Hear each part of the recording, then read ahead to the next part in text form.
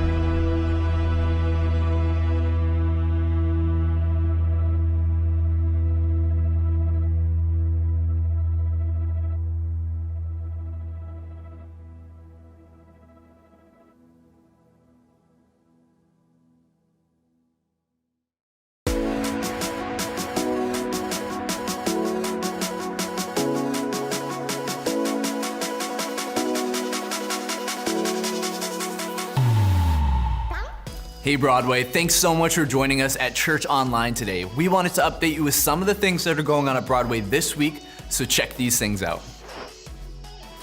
We are very excited to say that Boxes of Love has already raised enough money to give 630 boxes of love to families who are in need.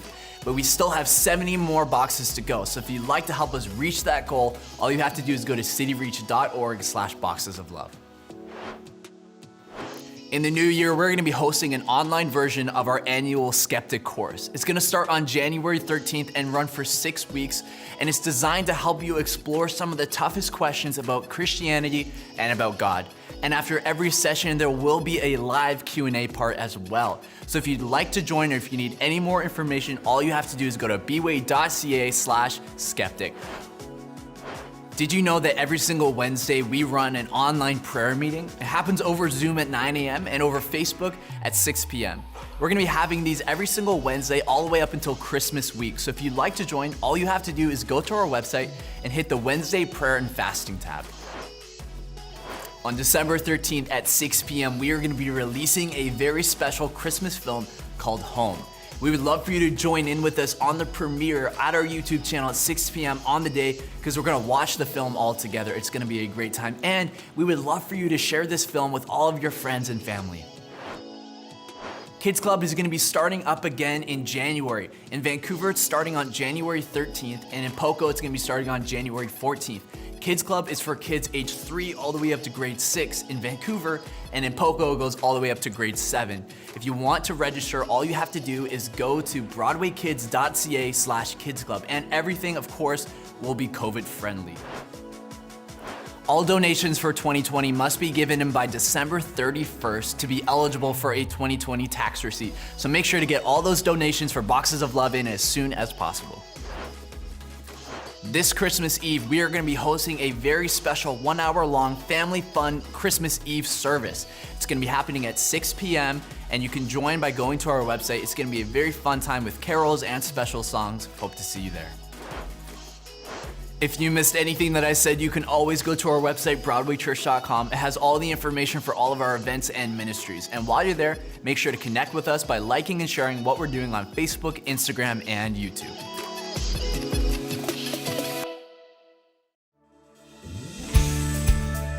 Hello, Broadway. Welcome to Church Online. Let's always stand to our feet and sing together. Come on.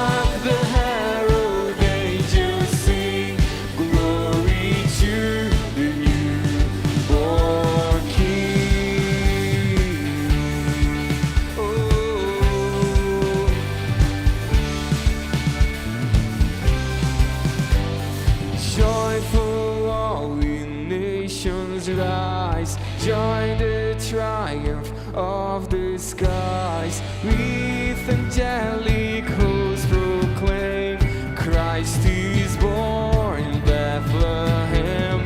Hark the herald angels sing, glory to the newborn King. We sing glory to your name.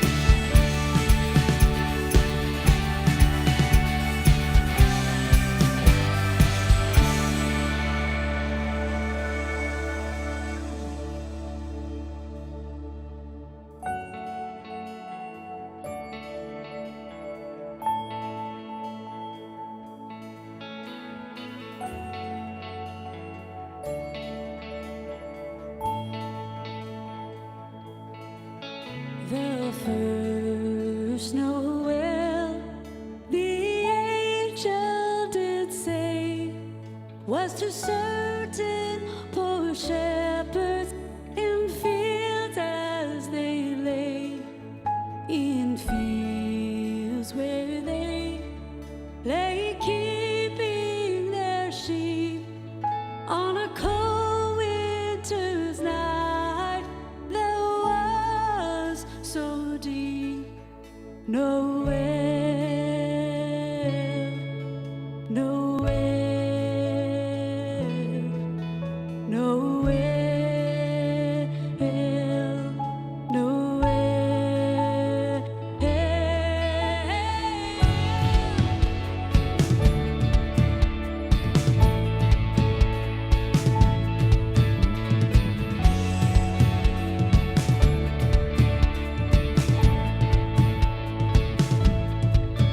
They looked up and saw a star shining in the east, beyond them far, and to the earth it gave a great light, and so it continued both day and night. Noel, Noel,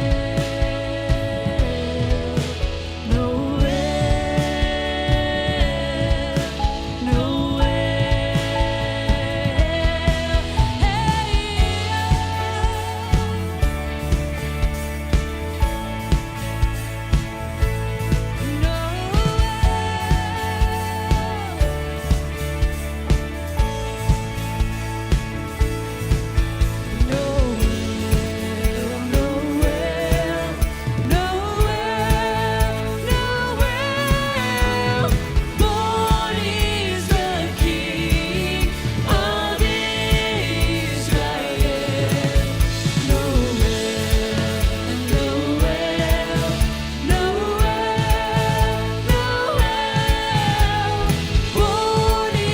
the King of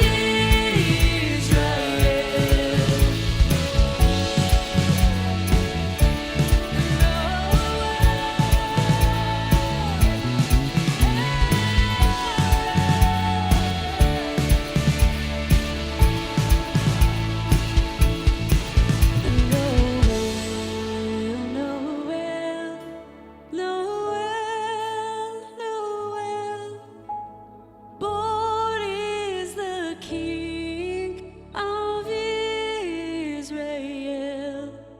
Noel, Noel, Noel, Noel.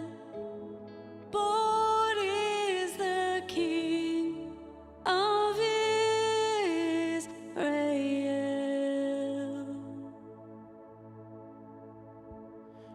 Your name, the mountains shake and crumble. At your name, the oceans roar and tumble. At your name, angels angels will bow, the earth will rejoice, your people cry out. Lord of all the earth, we shout your name, filling up the skies with endless praise, endless praise. Yahweh, Yahweh, we love to shout your name, oh Lord.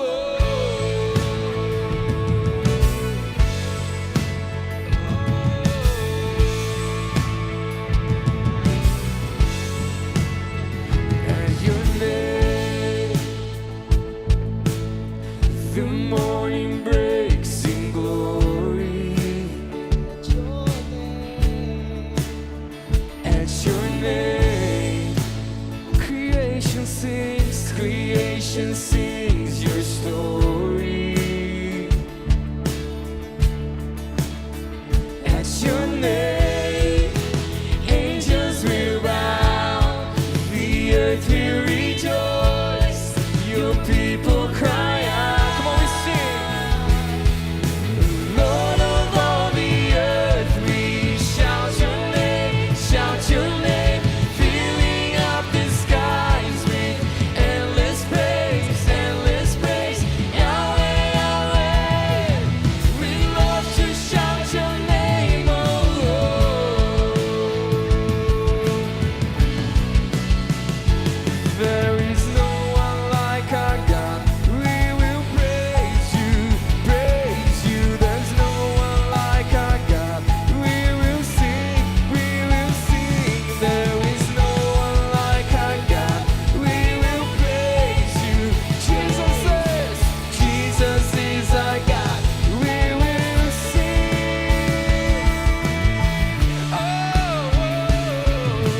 Lord of all the earth, we shout your name, filling up the skies with endless praise, endless praise. Yahweh, Yahweh, we love to shout your name, oh Lord.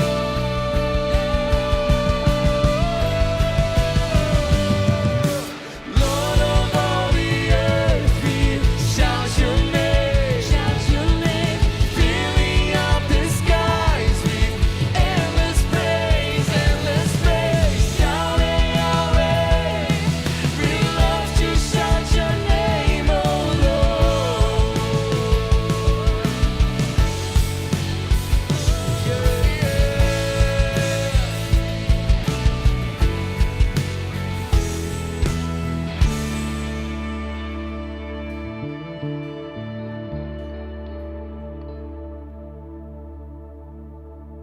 All things have passed away. Your love has stayed the same. Your constant grace remains the cornerstone. Things that we thought were dead are breathing in life again. You cause your sun to shine on darkest nights. For all that you've done, we will pour out a love. This will be our anthem song. Jesus, we love you. Oh, how we love you. You are the one our hearts adore. The hopeless have found their hope. The orphans now have a home. All that was lost has found its place in you. Thank you, Lord.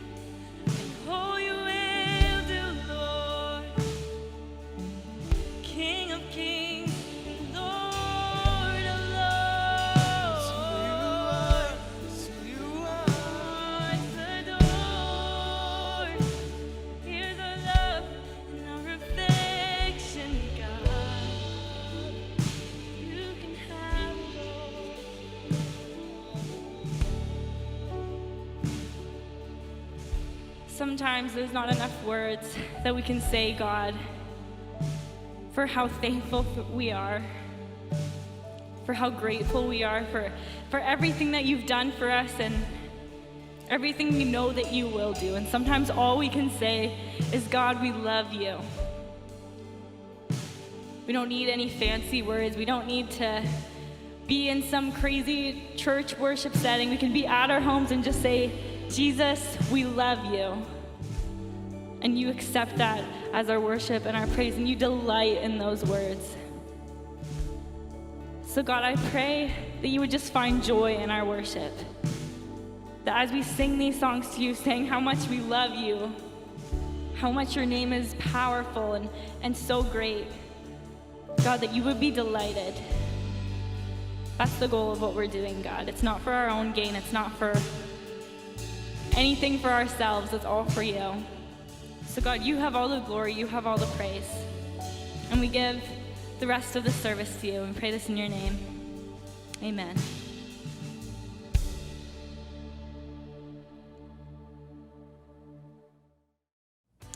Thank you, Pastor Paulo, for leading us in an awesome time of worship. It's now time for us to transition from one form of worship to another, and it's time for us to give. Our preferred way of giving is straight from your bank account online, and you can find out the details about that at our Give tab at our website. You can also phone in your credit card information to the office or drop off your tithes and offerings between 9 and 4:30 any day during the week, Monday to Friday, or you can text to give using the number that's on your screen right now. Hey, and don't forget to like this video so it shares our content with more of your friends and family. Now let's watch these videos together. Hi, my name is Seth Greenham. I'm the UCM District Director, and I'm just checking in to give you an update on our campus ministry initiatives during COVID. All of our campuses are online because of COVID, and so we're sort of facing three questions during the COVID period. How do we meet new Christian students on campus when everything's online? How do we meet non-Christian students to introduce them to the gospel? And how do we facilitate an online encounter with God? I'm happy to say our staff on the 7 campuses that we serve in British Columbia are hard at work, really trying to do innovative ideas to answer these questions. One of the things that we did over the summer is we did a targeted social media campaign to 17 to 25-year-olds who were involved in university in British Columbia. That's really helped expand our audience and our sort of influence in the province, and so that's been really good. We've worked through providing all kinds of online events over the first couple weeks of the semester here, trying to integrate those students that we've met online. And then in terms of reaching out to non-Christian students, most of our campuses are starting Alpha here this week in an attempt to really just reach out to students online to introduce them to the gospel. You can pray for us as we're wrestling with these 3 issues because of COVID, both this semester and next semester. And I just want to say thank you so much for your ongoing support of UCM. We really appreciate you and your churches as you pray for us.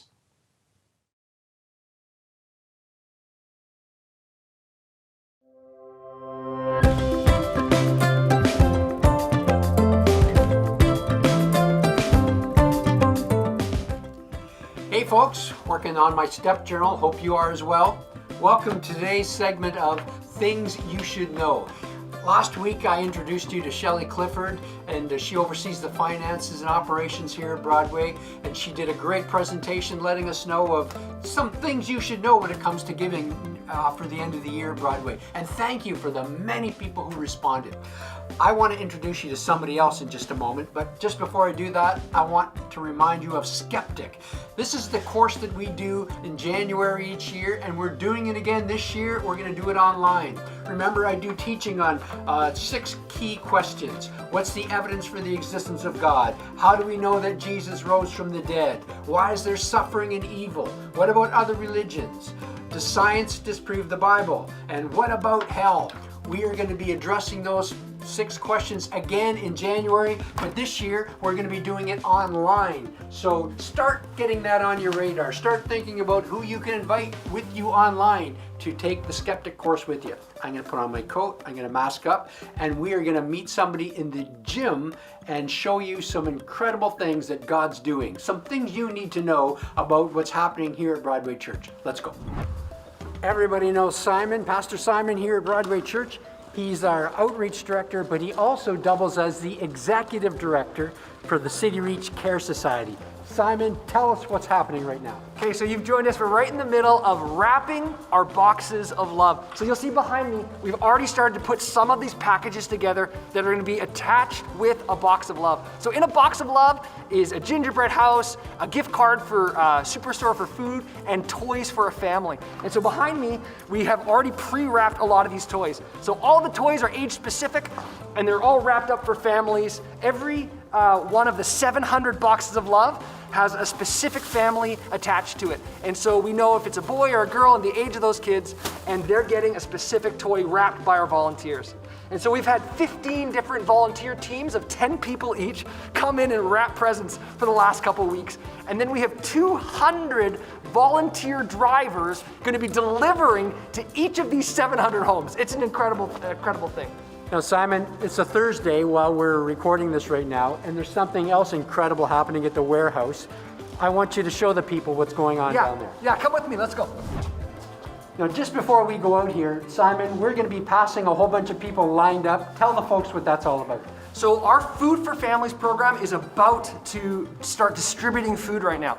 And so we have people that have come about an hour, 2 hours, some of them early to get in line to receive a healthy, fresh food hamper. And so we're gonna actually go right into the warehouse right now, and I wanna show you some of our volunteers that are packing and sorting the food to actually go in these hampers. Let's go check And it they out. do this every week. Yes, that's right. All right, let's go. Yeah.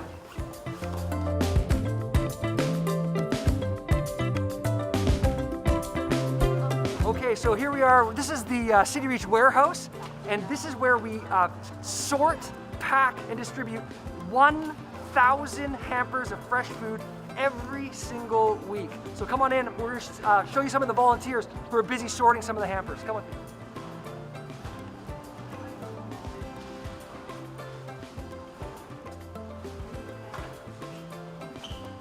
So you'll see here, this are some of the hampers that we are, some of our volunteers have packed and sorted already. So they get one bag of produce like this that's got a bunch of different items of healthy food, and then they get what we call a dairy pack over here. And so in a dairy pack will be bread and yogurt and meat and cheese, and sometimes some milk will go with it as well. Come on in.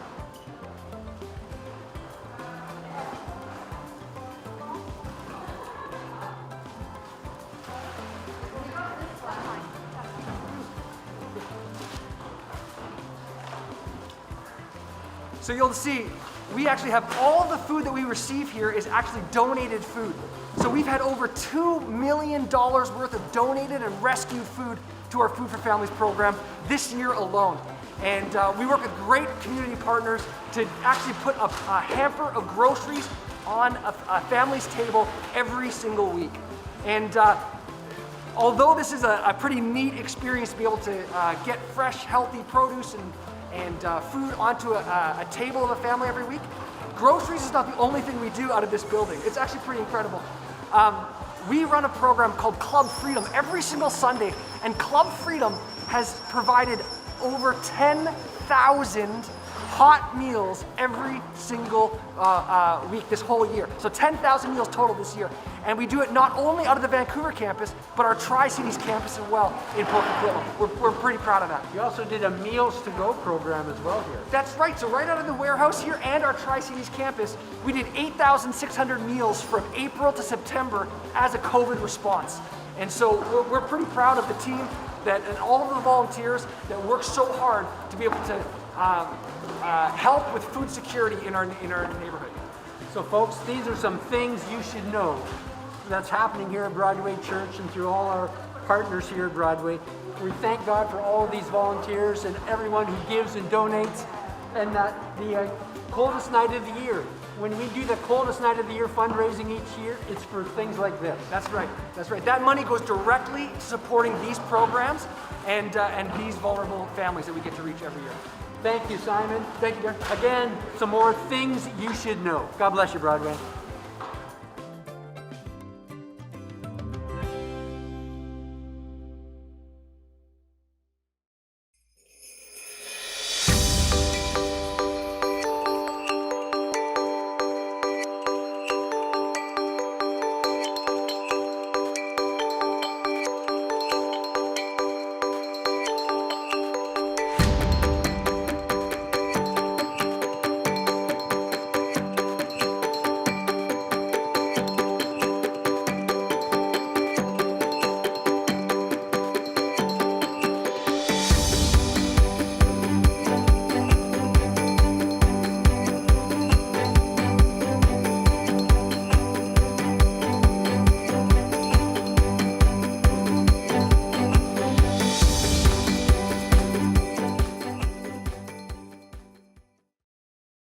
One Christmas Eve, Santa Claus slid down the chimney of an orphanage and he was giving gifts to the children in the orphanage. And while he was eating some cookies that were left out for him, one little boy crawled into his toy sack.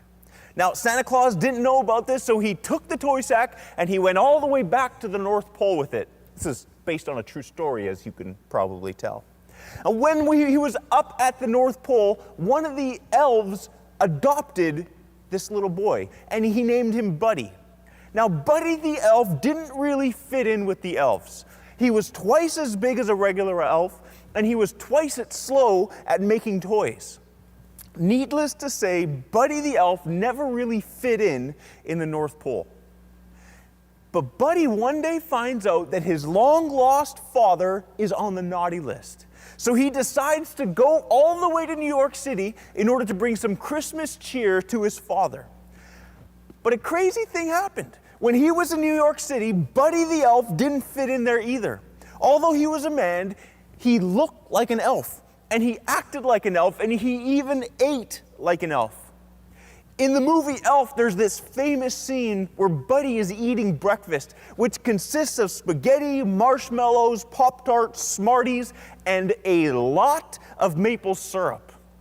One of my absolute favorite scenes and favorite lines in the movie is when Elf is helping in this toy store, and Santa Claus is going to come and take pictures with the kids, and Elf gets so excited. Buddy the elf is so excited until he sees Santa Claus walking in, and he realizes that it's not the real Santa, it's this fake Santa, this man who dressed up like Santa. And he goes up to him and he says, "You sit on a throne of lies." It's gold. Best line of the movie. Buddy the elf was a man who grew up as an elf, but never really fit in with the elves. And when he came to New York City in search for his father, he didn't fit in there either because he had the personality and mindset and mannerisms of an elf. Wherever he was, whether it was in the North Pole or New York City, Buddy never really fit in. He never really belonged. Have you ever felt like that? Have you ever walked into a room and immediately felt like you don't belong, like you don't fit in? Have you ever had that feeling as an office worker walking onto a construction site thinking to yourself, "Oh man, I just don't fit in here"? Or maybe you're a big burly athlete and you walk into a room full of grandmas knitting sweaters and you're thinking, "This is definitely not my scene right here."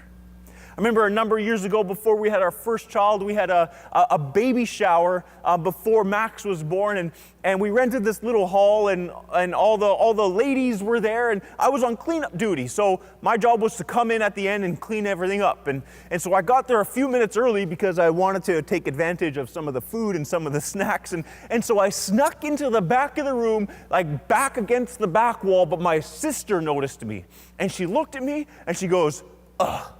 What are you doing here?" Oh, immediately I felt and I knew that I did not belong. Now, did you know that if you are a follower of Christ, you should feel like you don't quite belong here in this world as it is today? It's true. If you are a follower of Christ, you should feel like you do not really fit in. I want you to look carefully at some of the terms that the Apostle Paul uses describing Christ followers in the early church. He says this in his letter, "Beloved, I urge you as sojourners and exiles." If you're following along in your outline or maybe your Bible, underline those two words, sojourners and exiles, to abstain from the passions of the flesh.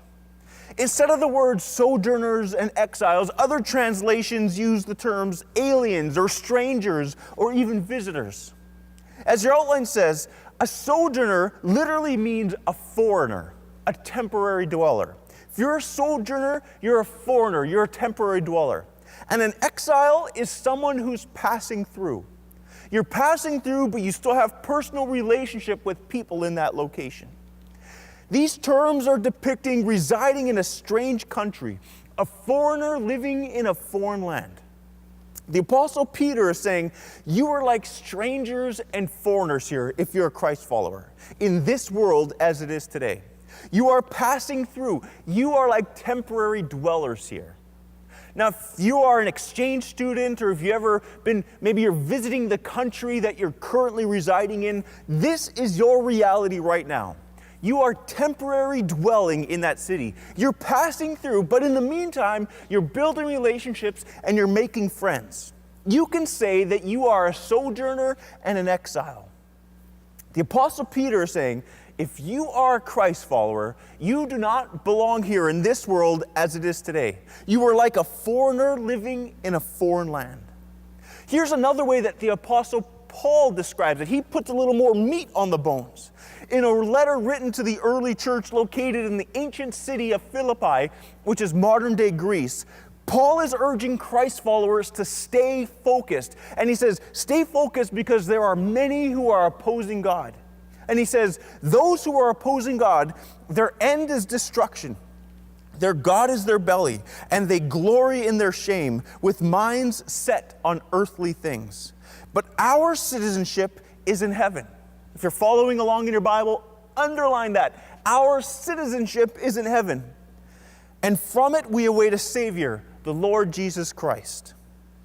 Paul is saying this, if you follow God, if you're a Christ follower, you are different than those people who indulge in all these temporary things, in all these earthly things. Your goals are different, your mindset is different. You belong to something else, to someone else. As your outline says, you have a heavenly citizenship. You are someone who belongs to God's eternal kingdom. You are someone who belongs to God's eternal kingdom. Now, it's important to note here that when the Apostle Paul uses the word heaven, he's not saying that you belong to a physical, geographic place up in the clouds somewhere, which is heaven. No, he's not saying that. He's contrasting those who oppose God and those who set their minds on temporary things to those Christ followers who are to set their minds on eternal things. And he's saying, if you're a Christ follower, you have to have your mind set on eternal things. You're part of God's kingdom where God rules. You are different. You live by God's values. You're renewed by God's Spirit, and you belong to God's eternal kingdom. That is what having a heavenly citizenship is all about. Now, that same feeling of not belonging that Buddy the Elf had in the North Pole and New York City, that same feeling that you have as a foreigner traveling to a foreign country, is the same feeling that Christ followers have here on this earth today as it is right now. It's the feeling of, I don't quite belong here. My citizenship is of another place, meaning my values are different. My mindset is different. I'm part of God's eternal kingdom. I'm just passing through this kingdom. I'm sojourning here. So, if you are a Christ follower and you are passing through, you're like a foreigner, you're like a sojourner and an exile, I guess the $1,000,000 question is this. What does it look to live in a place that I don't belong?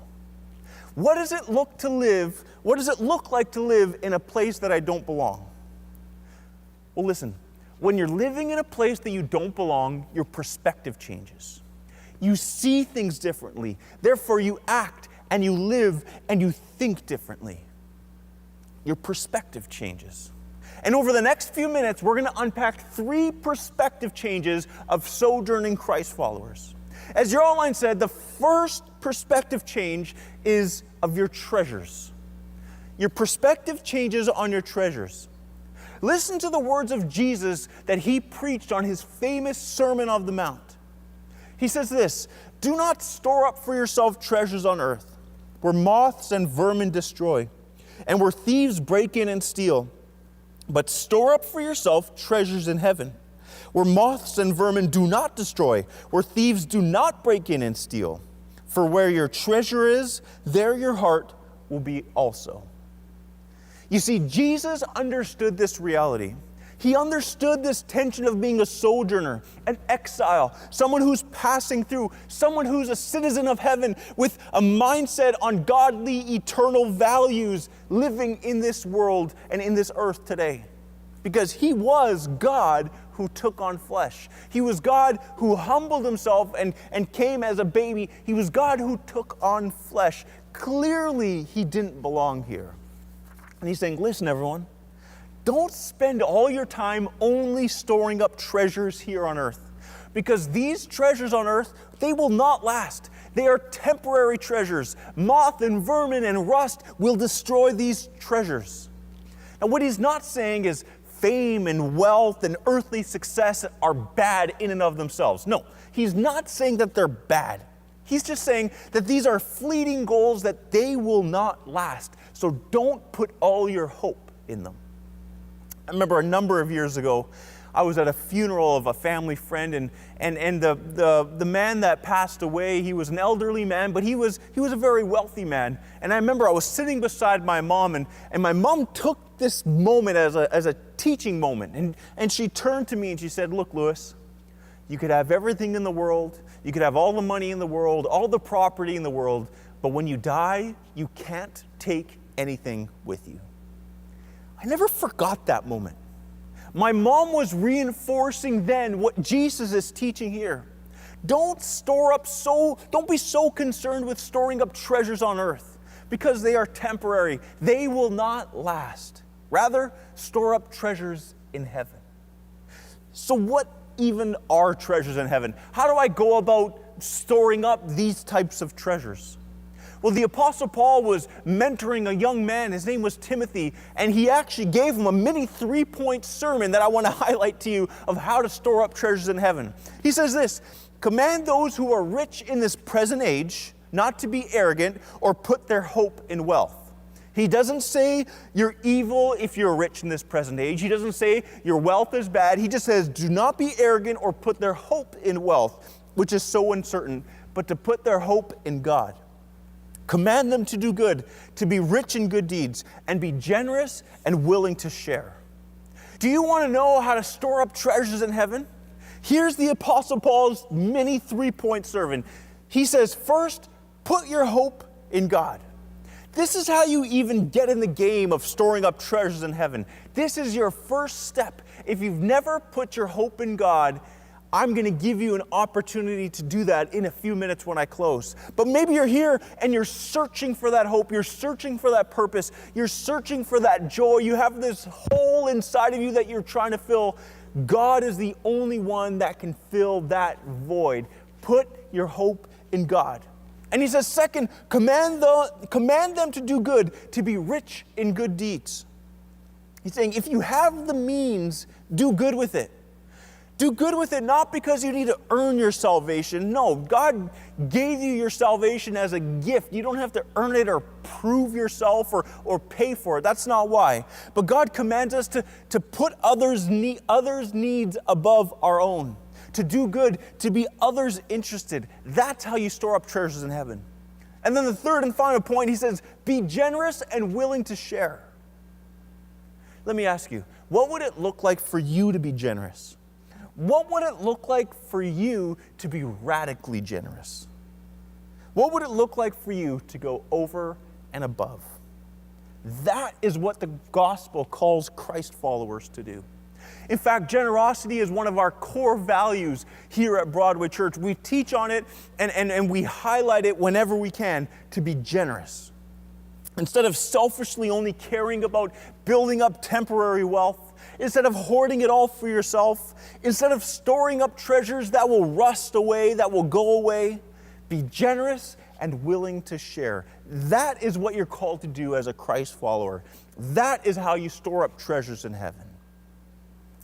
Just like Buddy the Elf did not belong wherever he went, a Christ follower does not belong to this earthly kingdom.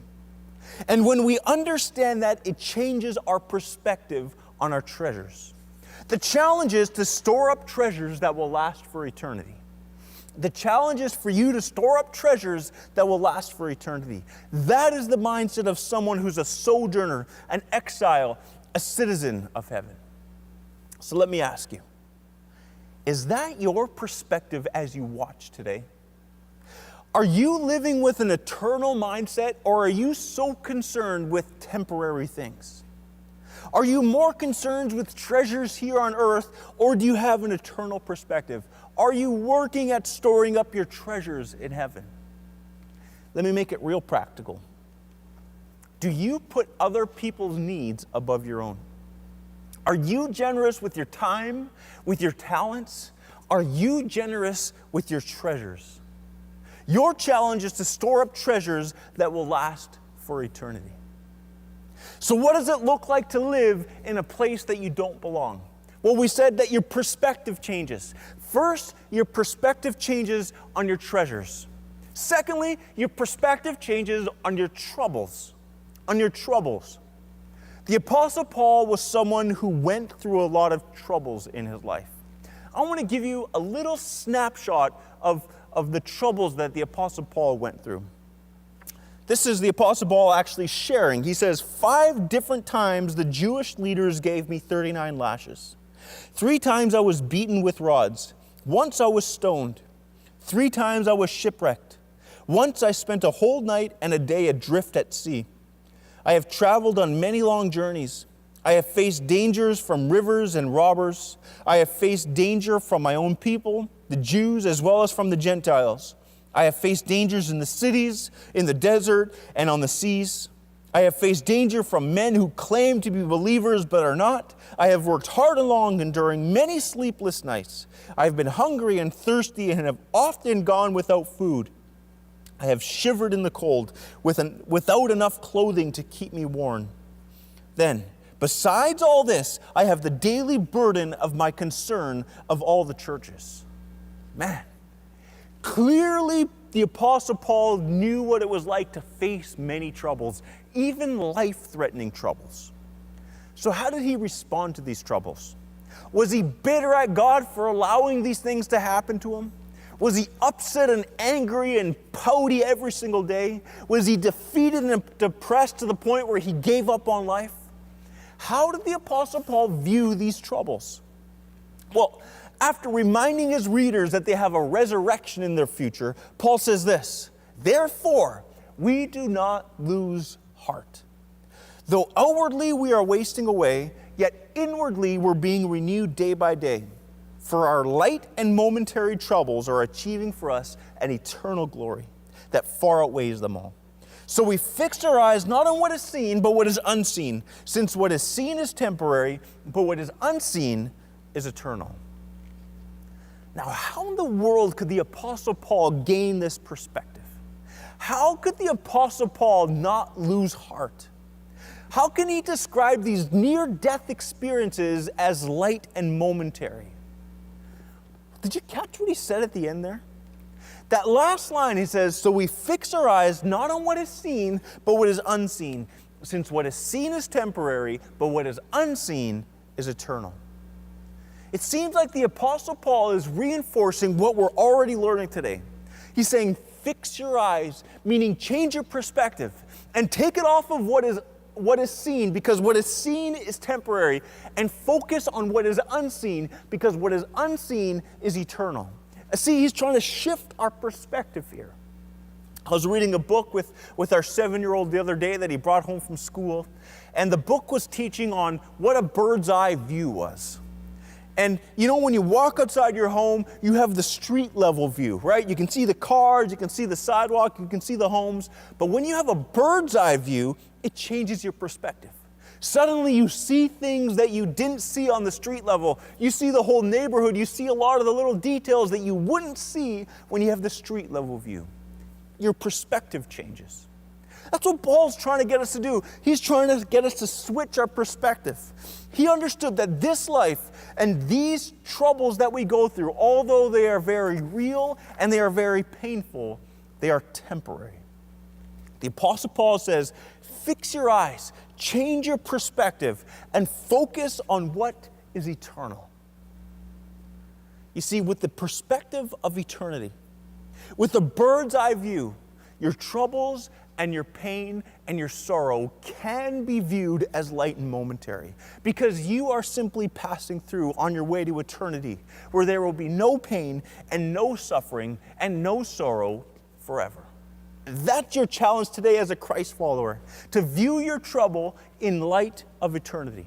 View your troubles in light of eternity. That's the perspective of one who understands that they do not belong here.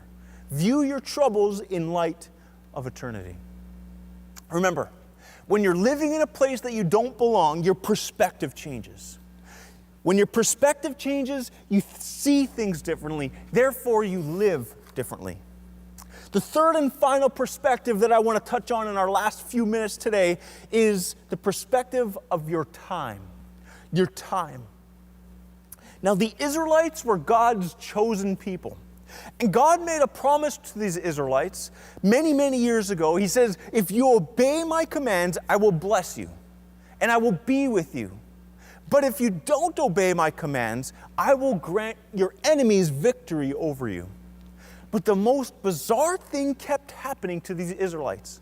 Even though it was a black and white command by God, the Israelites kept messing up. They kept worshiping other gods. They kept building up other statues and bowing to them and giving sacrifices to them. They kept taking their eyes off God.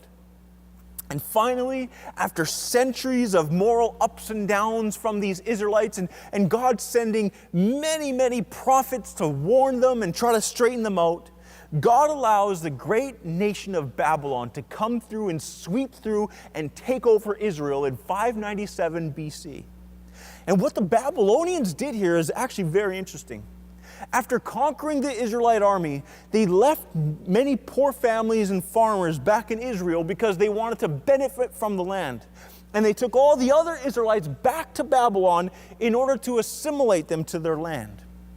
The Babylonians gave the Israelites education and homes in hopes that the Israelites would assimilate to Babylon and forget their native culture and their native ideas, and they wanted them to adopt the Babylonian way of living and thinking. Essentially, the Babylonians were trying to brainwash the Israelites into their way of life. So the Israelites found themselves living in Babylon as exiles, as foreigners living in a foreign land. Sound familiar? Now, Babylon was a very large city. It was a very secular city. It was a hostile and diverse city. And the initial instinct of the Israelites was to have this fortress mentality, just to bunker down, not talk to anyone, not make any friends, not mingle, just bunker down until God saves us. That's what their initial instinct was. But interestingly enough, God actually encourages them to do the opposite through his prophet Jeremiah. This is what the Lord God Almighty, the God of Israel, says to those I carried into exile from Jerusalem to Babylon. He says, build houses and settle down. Plant gardens and eat what they produce.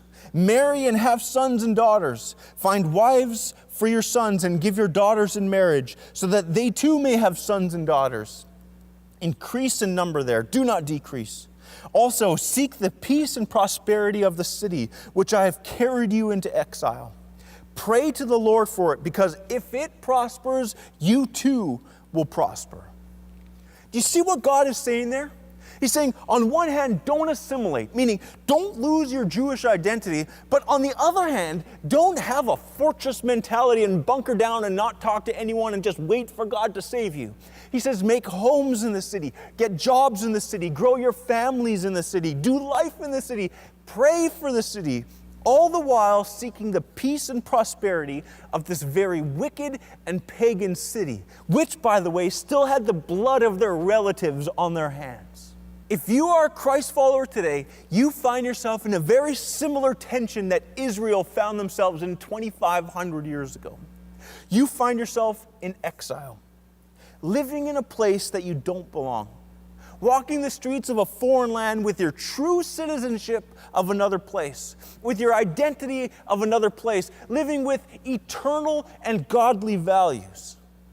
Now, although this is an ancient letter written to an ancient people, I think we could apply some of God's commands to the Israelites back then to our life today. See, the challenge that we have today is the same challenge that the Israelites faced in Babylon. Don't assimilate, meaning don't lose your Christian identity while living in your city, but also don't have a fortress mentality. Don't just bunker down and not talk to anyone and push everyone away in order to keep yourself separate. Make homes where you live, get jobs, grow your families, settle down there. Engage in the culture. Here's the key. And bring about change in the culture as you gain influence. Don't let the culture change you, but use your influence to change culture. Don't run, don't hide, don't build a bunker mentality, have this fortress mentality. No, rather pray for the peace and prosperity of the city. Do all that you can do to use your time to be a light of God wherever you live and wherever you work.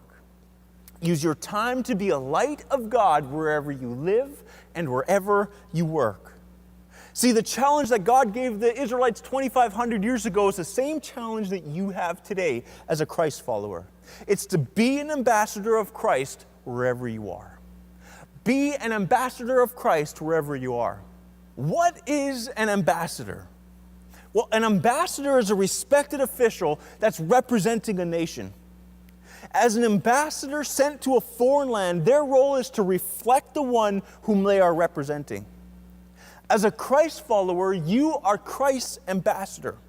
If you follow Christ, your role is to reflect and represent Christ in all that you do. As you're waiting tables or watering grass or wrenching cars or working on Excel documents, those around you should notice that how you live is different. As a Christ follower, you should be reflecting Christ in every area of your life. His eternal values should be oozing out of every part of your life. So let me ask you the tough question. When you're interacting with your coworkers and your family and your friends, are you actually reflecting Christ? Can they see a difference? Do they notice it? Can they notice a difference in how you talk? Can they notice a difference in how you live? Do they notice a difference in how you do business? Do they notice a change in your generosity or with your kind words? Do they notice Christ's eternal values as you walk through difficult times? Are you shaping culture with your godly, eternal perspective, or is culture shaping you? Are you being an ambassador in your daily life? Remember the challenge. Don't assimilate, meaning don't lose your Christ-centered identity, but don't have a fortress mentality either. Don't just bunker down, but be involved in your city. Bring change to your city, engage in your city, and represent Jesus in all that you do. That brings us to today's big idea. Every week we like to sum up the teaching in one big idea, and here it is today. In a temporary world, embrace an eternal perspective. It's simple. In a temporary world, embrace an eternal perspective. You see, an eternal perspective changes everything. With an eternal perspective, suddenly our treasures on earth, instead of investing in treasures on earth, we invest in treasures in heaven. Suddenly your earthly troubles and pain become light and momentary. With an eternal perspective, suddenly your time is focused on being an ambassador of Christ and serving and loving people instead of trying to strive for your own gain. Embracing an eternal perspective changes the way you live, it changes the way you think, it changes the way you act, it changes everything. Buddy the Elf clearly did not belong. He was an elf that did not fit in with the elves, and he was a man who did not fit in with society. If you are a Christ follower, you do not quite fit in because your values and your mindset and your actions reflect and represent God's eternal kingdom. You belong to God's eternal kingdom. So in a temporary world, embrace an eternal perspective. Your challenge is to allow that reality to affect every part of your life. Why don't you bow your heads with me as we close? Maybe you're here today and you have not had the opportunity or taken advantage of the opportunity to put your hope in God. I want to give you that opportunity right now. Maybe you're here and you're searching for hope. You're listening and you're searching for joy. You're searching to fill that void in your life. I want to give you an opportunity to accept Christ into your life right now. But maybe you're here and you're watching here today, and maybe you've made that decision, but you've fallen off the track somewhere. Maybe you're here and you're thinking, yeah, I'm not reflecting and representing Christ in every area of my life. Maybe you're here and you're thinking, you're watching, and you're thinking, I need to place God number one in my life. I would love for you to say this prayer after me. You don't have to say it out loud, just say it in your mind. If that's you, if you want to put your hope in God, whether it's for the first time, or maybe you want to rededicate your life and re-put your hope in God as you've fallen off the tracks. I want you to say this in your mind, not aloud. God, I just thank you for sending your Son down to die for my sins. God, I just pray that you would give me your hope and give me your joy and give me your peace. I want to accept you into my life, and I want you to change every area and every aspect of my life. Today, I want to put my full hope in you, and I want that to be reflected in every area of my life. God, thank you for accepting me. Thank you for loving me. And thank you for carrying me no matter what I do. Pray this in your name. And everyone says, amen. If you made a decision today to put your hope in God, whether it was for the first time or maybe you rededicated your life to Him, we have a number here on the screen. You can text this number to get in contact with the pastor. We want to help you in your next steps in your walk with Christ. Thank you so much for joining us today for Church Online. Thank you so much for joining us at Church Online this week. Remember, you can text in your prayer requests at the number that's on your screen right now, and a pastor will respond to you and agree with you for the answer to your prayer. Also, if you're new to Broadway Church during the pandemic, we'd love to connect with you at new@broadwaychurch.com. Merry Christmas, and we can't wait to see you next week at Church Online.